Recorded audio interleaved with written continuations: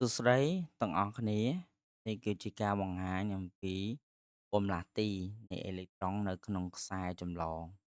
ពេលដែលយើងភ្ជាប់និងពេលផ្ដាច់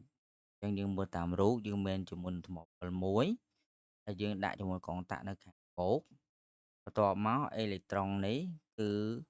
យើងឃើញថាគេឆ្លុះវានៅខាងជាមួយនឹងបន្ទុកដកនៃខ្សែចម្លងភ្ជាប់នឹងអំពូលមួយ អំពូលនេះជាប្រភេទអំពូលក្តៅបានន័យថាជាអំពូលដែលស៊ីដោយខ្សែចម្លង resistant ឬក៏យើងអាចហៅថាជាអំពូលពងមាន់តាមភាសាសាមញ្ញចឹងយើងឃើញថានៅក្នុងនេះពេលគេឆ្លុះមើលនៅក្នុងចលនានៃអេឡិចតុងជាមួយនឹងប្រូតុងនៅក្នុងខ្សែចម្លង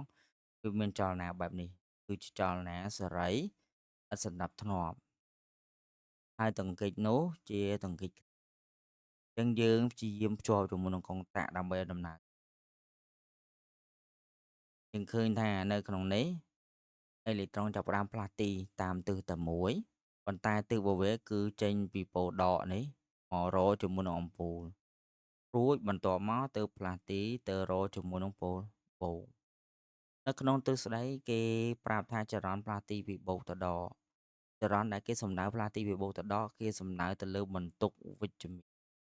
ចុះបន្ទុកអវិជ្ជមានដែលត្រូវនឹងអេឡិចត្រុងដែលផ្ទុកបន្ទុកអវិជ្ជមានគឺផ្លាស់ទីពីដកទៅរបូកចឹងនេះគឺជាការបង្ហាញវត្តមាននិងចលនារបស់អេឡិចត្រុងនៅក្នុងខ្សែចម្លងសូមអរគុណសូមជម្រាបលា